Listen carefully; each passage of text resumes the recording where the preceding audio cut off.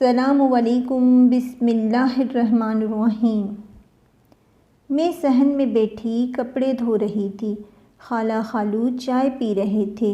خالہ نے آواز لگائی، بیٹا مسکان، کپڑے تو دھلتے ہی رہیں گے، پہلے آ کر چائے پی لو، ٹھنڈی ہو جائے گی۔ میں نے کہا جی آئی خالہ۔ اتنے میں مین گیٹ پر ہلکی سی دستک ہوئی اور کوئی دھڑام سے دروازہ کھول کر اندر آ گیا۔ آنے والے کا حلیہ بہت عجیب سا تھا۔ اس نے عجیب سا جبہ نما لباس پہن رکھا تھا۔ اس کے ایک ہاتھ میں کٹورا اور دوسرے ہاتھ میں تسبیح تھی۔ میری بیٹی امامہ اپنے ننھے ننھے قدموں سے چلنے کی کوشش میں مگن تھی۔ اس اجنبی نے آتے ہی کٹورا میرے سسر کی طرف بڑھایا اور بولا، ڈال دو، اس بچی کو اس کٹورے میں ڈال دو، اگر ایسا نہ کیا تو اس کی نحوست اس گھر کو برباد کر دے گی۔ امی اور خالہ صحن میں بیٹھی اپنے بچپن کے دن یاد کر رہی تھیں۔ امی بولی، روبی تمہیں یاد ہے کہ ایک دفعہ تم کیسے سیڑھیوں سے گر پڑی تھی؟ تمہیں معمولی سی چوٹ آئی تھی اور میں نے رو رو کر گھر سر پہ اٹھا لیا تھا۔ تم اپنی چوٹ کی وجہ سے رو رہی تھی اور میں تمہاری تکلیف کی وجہ سے۔ ارے آپا کمال کرتی ہیں، بھلا وہ دن بھی بھولنے والے ہیں؟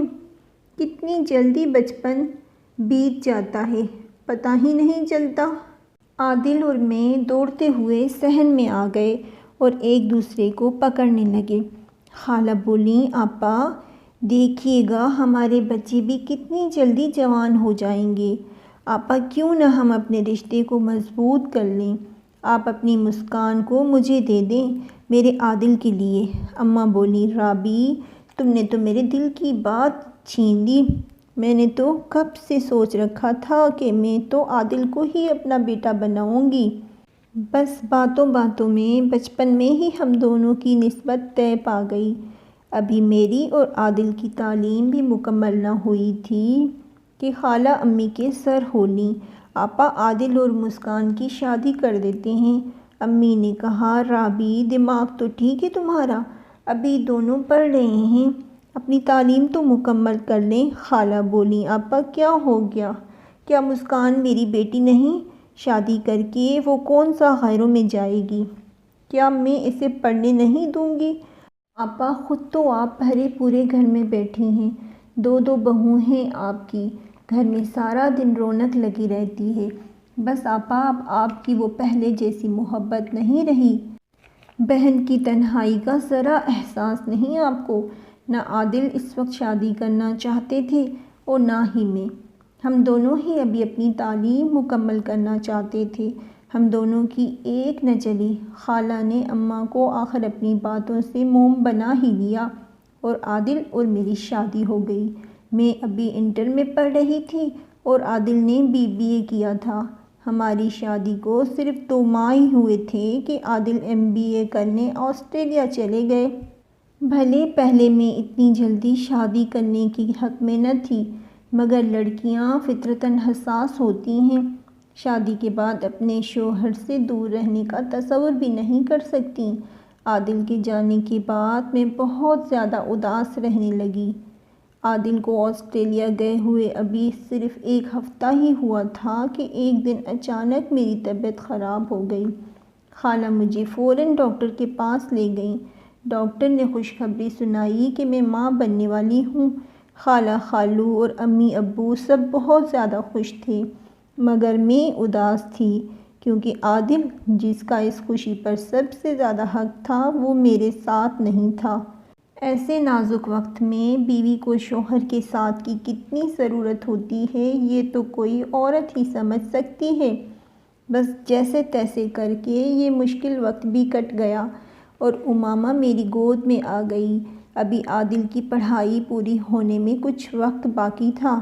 میں نے امامہ کے پیدا ہوتے ہی اپنی پڑھائی چھوڑ دی، حالانکہ خالہ مجھے بہت کہتیں، بیٹا مسکان میرے بچے میں ہوں نا امامہ کو دیکھنے کے لیے، تم اپنی پڑھائی دوبارہ سے شروع کر لو، مگر میرا دل نہ مانتا تھا کہ اتنی چھوٹی بچی کو خالہ کے حوالے کر کے اپنا سارا بوجھ ان پر ڈال دوں۔ بس ایسے ہی زندگی کی گاڑی دوڑ رہی تھی کہ دیکھتے ہی دیکھتے امامہ 1 سال کی ہو گئی۔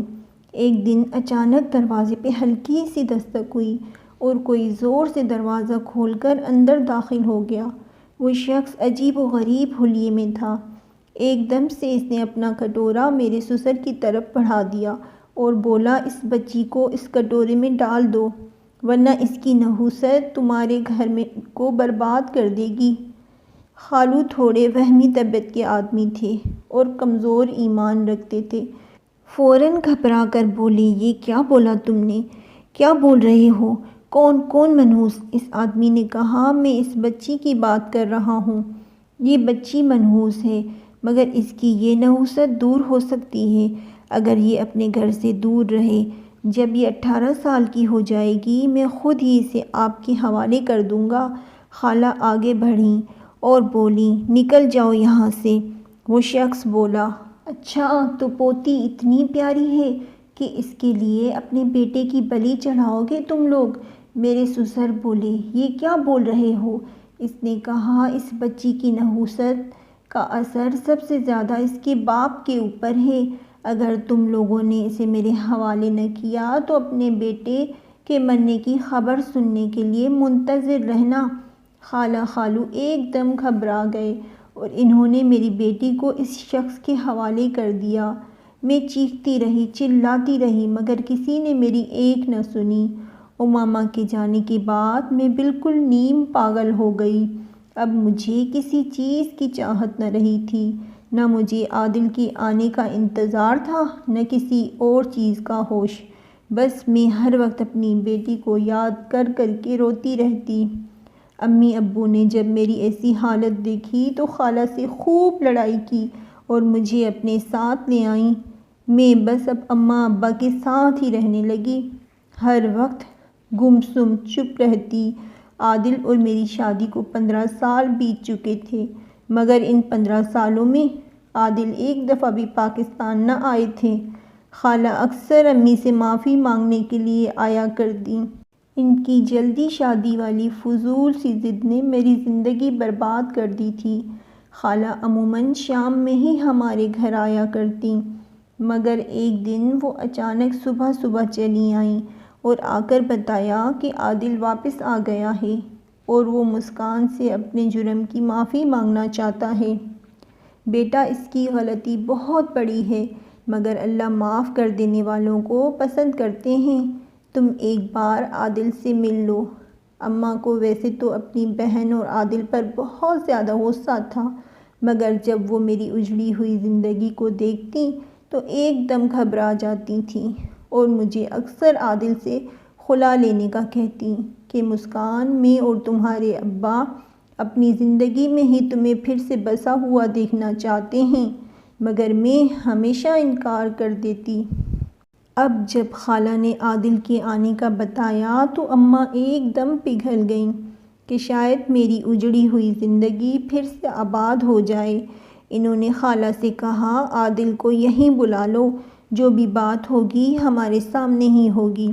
خالہ نے اسی وقت عادل کو فون کیا اور ابھی خالہ نے اپنی بات بھی پوری نہ کی تھی کہ عادل ایک 13-14 سالہ بچی کو ساتھ لیے اندر داخل ہوئے۔ وہ شاید گاڑی میں ہی گھر کے باہر ہی بیٹھے تھے۔ جب میری نظر اس بچی پہ پڑی تو میری آنکھیں پھٹی کی پھٹی رہ گئیں۔ یہ بچی تو بالکل میری پرچھائی تھی۔ ایک دم سے میرا دل چاہا کہ میں آگے بڑھ کر اسے اپنے سینے سے لگا لوں۔ عادل ایک دم اماں کے قدموں میں گر گئے اور بولے، خالہ پلیز آپ مجھے معاف کر دیں۔ آپ معاف کر دیں گی تو شاید مسکان بھی مجھے معاف کر دے۔ مسکان، میرا گناہ بہت بڑا ہے مگر خدا کے واسطے مجھے معاف کر دو۔ یہ دیکھو، میں لے آیا ہوں تمہاری بیٹی امامہ کو تمہارے پاس۔ مجھے سمجھ نہ آ رہی تھی کہ آخر امامہ عادل کے پاس کیسے پہنچی۔ میں نے آگے بڑھ کر اپنی بچی کو سینے سے لگا لیا۔ پورے 14 سال سے میری ممتا اپنی بچی کے لیے تڑپ رہی تھی مگر اس کے بعد عادل نے جو کہانی سنائی، اسے سن کر آپ کی روح بھی لرز جائے گی۔ عادل کو آسٹریلیا جاتے ہی ایک انڈین لڑکی سے محبت ہو گئی تھی اور ان دونوں نے 1 ماہ کے اندر ہی شادی کر لی۔ اس دوران عادل کو میرے ماں بننے کی خبر ملی۔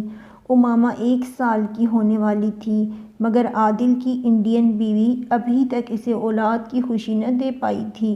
تب ان دونوں کو خیال آیا کہ ماریا کو ڈاکٹر کو دکھانا چاہیے، کیونکہ عادل تو پہلے ہی باپ بن چکے تھے، اسی لیے اگر کوئی مسئلہ تھا تو وہ ماریا کے ساتھ ہی ہو سکتا تھا۔ ماریا کی رپورٹس آئیں۔ اس کے بعد ڈاکٹروں نے یہ انکشاف کیا کہ ماریا کبھی ماں نہیں بن سکتی۔ تب عادل اور ماریا نے ایک منصوبہ بنایا اور پاکستان آ گئے اور کسی آدمی کو پیسے دے کر جعلی پیر بنا کر امامہ کو لانے کو بولا۔ پیر امامہ کو محنوس ثابت کر کے لے گیا اور اسے عادل کے حوالے کر دیا۔ عادل اور ماریا امامہ کو لے کر آسٹریلیا چلے گئے۔ اب تقریباً 6 ماہ پہلے ماریا عادل کو چھوڑ کر کسی انڈین آدمی کے ساتھ واپس انڈیا چلی گئی۔ تب عادل بھی امامہ کو لے کر پاکستان آ گیا اور اب میرے سامنے کھڑا مجھ سے معافیاں مانگ رہا تھا۔ مجھے وہ اس وقت بے انتہا خود غرض لگ رہا تھا، مگر میرے امی ابو اور خالہ خالو کا یہی خیال تھا کہ مجھے اسے معاف کر کے اپنی اجڑی زندگی میں رنگ بھرنے چاہئیں۔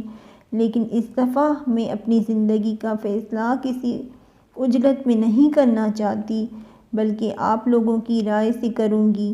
آپ کی کیا رائے ہے؟ کیا مجھے عادل جیسے خود غرض انسان کو معاف کر کے اس کے ساتھ اپنی زندگی گزارنی چاہیے؟ اپنی رائے سے ضرور آگاہ کیجیے گا۔